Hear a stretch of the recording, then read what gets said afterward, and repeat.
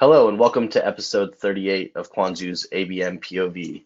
This is Jeffrey Jewett and I'm joined by Quanzu's CEO, Monty Iyer. How you doing, Monty? Doing well, Jeff. Good to reconnect. Absolutely. Well, this is definitely a topic we've been talking about for a while today, so definitely ready to get started. So today we're going to be covering why programmatic ABM ads must complement your LinkedIn ABM ad campaigns. So this is a topic that it's really been critical. LinkedIn's become a pretty dominant, power player in the space, and we've seen a lot of people really starting to lean on LinkedIn as kind of a core tenet of their ABM strategy. So excited to learn how that plays nicely with programmatic ABM and how the two can complement each other. So that drives us right into our first question. So our first question for today is, what is programmatic ABM ads and how are they different from LinkedIn ABM ads? Monty? Yeah, thanks, Jeff. We do see a lot of customers have this as a question that they are trying to answer, right? So what we put together is a couple of slides. I'm going to bring up one of them, and this really tries to spell out some of the key differences between programmatic ABM, meaning account-based advertising, and then LinkedIn advertising. So there's a few key differences. One is the way you have data that is used for targeting, whether it's specific accounts or specific, buyers and buyer personas and profiles, within those accounts. So when it comes to programmatic ABM, we source third-party, online cookie data, or we use the IP addresses of these target accounts as a way to reach the right buyers, right? So the third-party data comes from leading providers. You've got Bombora, you've got Oracle Blue Kai, you've got Dun & Bradstreet, Kickfire, several others.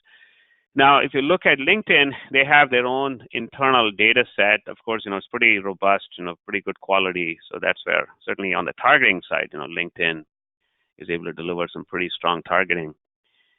Where things start to look very different, Jeff, is, certainly reach, meaning how many of the accounts that a B2B organization may be trying to reach in terms of the account coverage that they want. I think certainly they'll see a dramatic difference, where LinkedIn we've seen 33 to 40%. By the way, these numbers are real numbers, right? So we've run these programs, and we also have data from several, large global enterprise customers that we work with.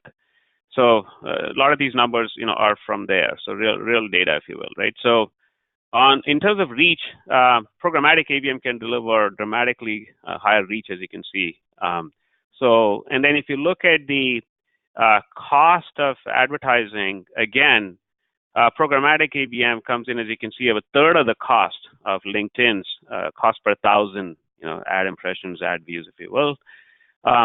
Video advertising is not as common that we've seen with programmatic ABM. It is possible, but many customers are pretty happy just running typical banners, image banners, standard banners.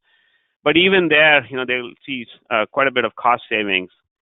One way to look at it is cost savings into the budget, right, and what kind of media you can deliver. Another way is for the same budget, that the fact that you can achieve much greater reach into your accounts for the same budget, right? That's another way to look at it. And then if you look at media buying, of course, LinkedIn media buying all happens. You got to have a LinkedIn account. They do have some minimums when it comes to, what they call ABM matched audiences.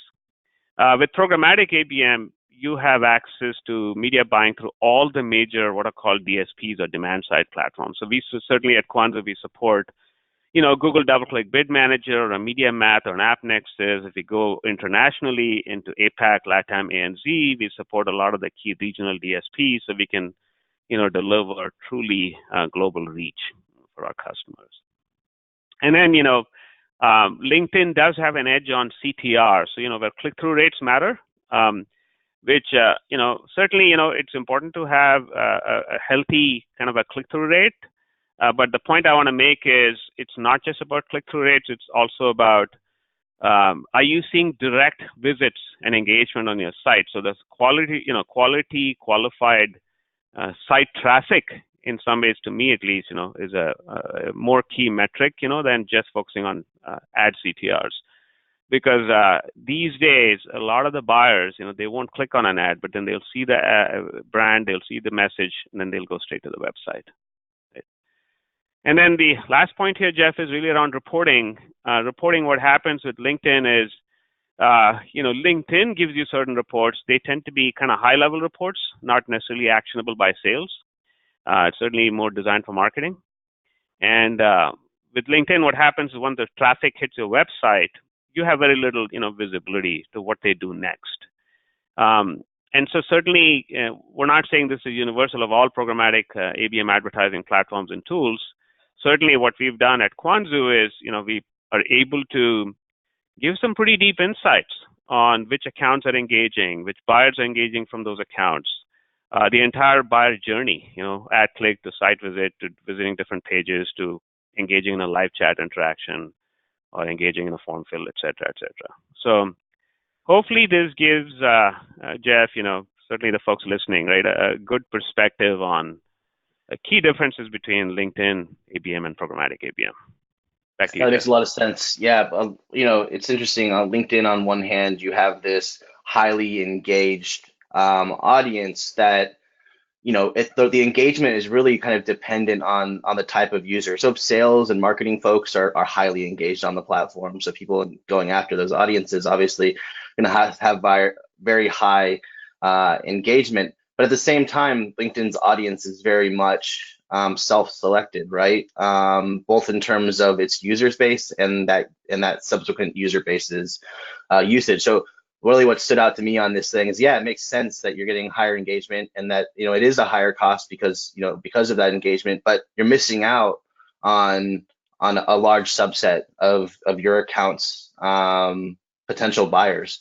And so that's where I really see, that's what really stood out to me on what you presented here is that you're going to get more engagement, with more, or you're going to get more ads served to a greater pool of potential customers, and for the same dollars, when you extrapolate the click-through rates to the budget, and specifically the number of ads served, you'll see that it's pretty much a wash. So it's really kind of a great segue into our next topic, actually.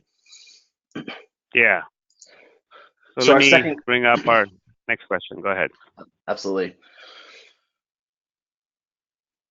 So our next question is, really how, I'm actually going to expand on this question a little bit. So how are LinkedIn and programmatic ABM ads both complementary to one another? And more specifically, how should you be budgeting to maximize the kind of compounding effect you can have between those two platforms? Yeah, thank you, Jeff. So on this one, let me do this. I'm gonna first, let me just clear out the screen here.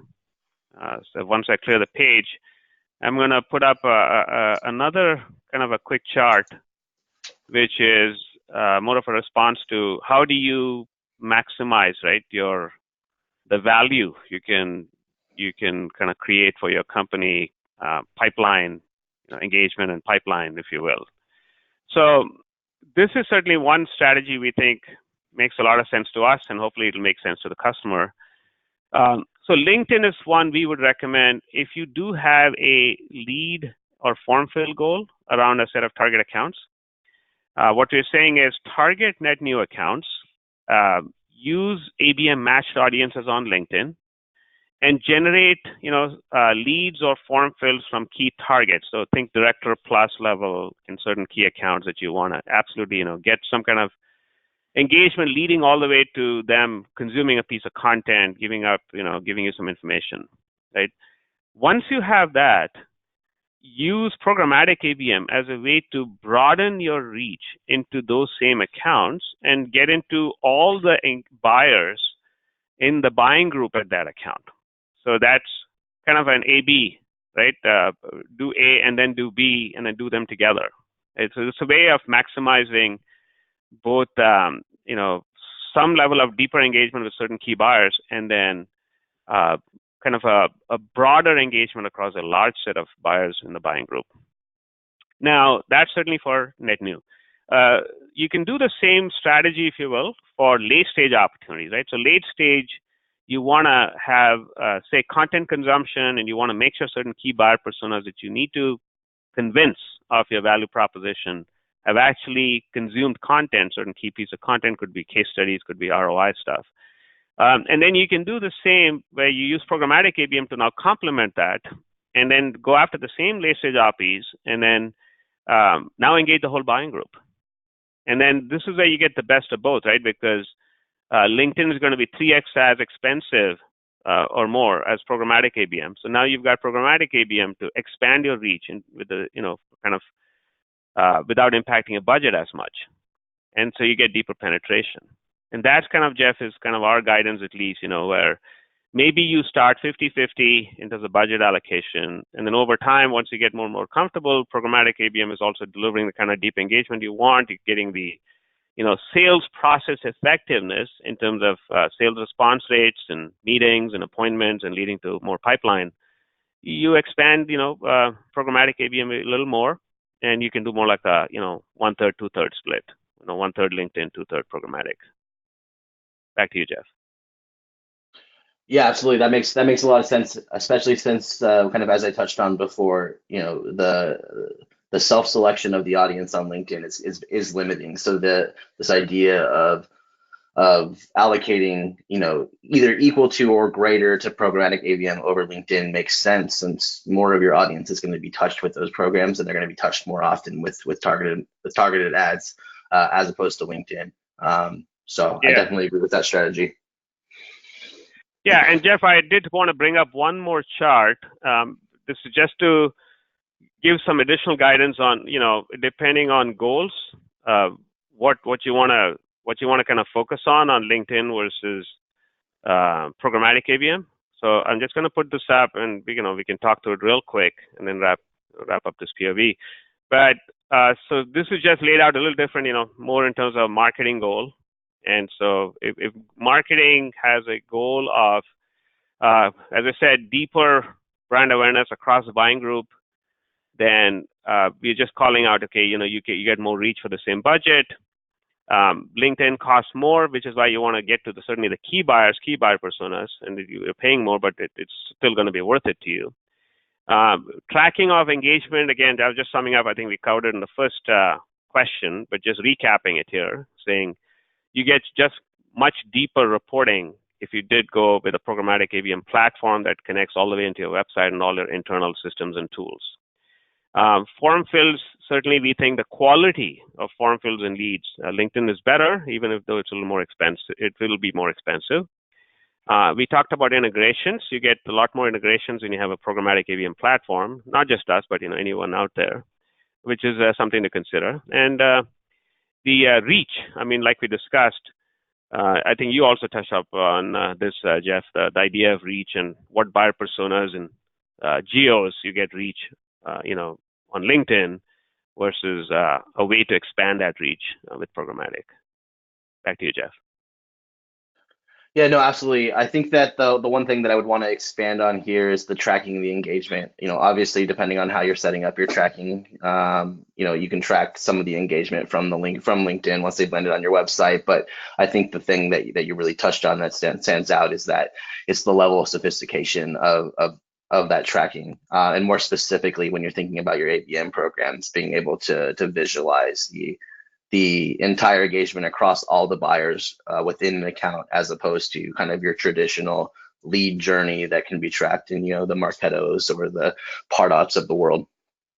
So other than that, I think I think both platforms obviously provide a ton of value to marketers. And we actually did quite a while ago a really interesting POV on the kind of the compounding effect of ABM kind of across in terms of compounding the performance of all of your channels. And I think that ABM advertising, again, isn't just a single solution. I think it's a combination of multiple platforms and multiple solutions and technologies working in conjunction to really drive the maximum results. And I think today we really painted that picture in terms of Quanzu with LinkedIn, and excited to see them both continue to evolve and see people continuing to do a better job of utilizing both platforms. So next time we're going to be talking about measuring the pipeline impact, or measuring your pipeline impact with an account scoring model and an impact calculator. So I know these are a couple of things you've been working on quite a bit. So excited to cover this topic with you, Monty. Yeah, same here. I think it's an important topic, and the timing is just what people are looking for, right? With this being planning and budgeting time for the new fiscal year, calendar year. So I'm hoping that's again going to be of great interest to people. So perfect. Thank you. All right. Thanks, Jeff. Talk soon. Bye-bye.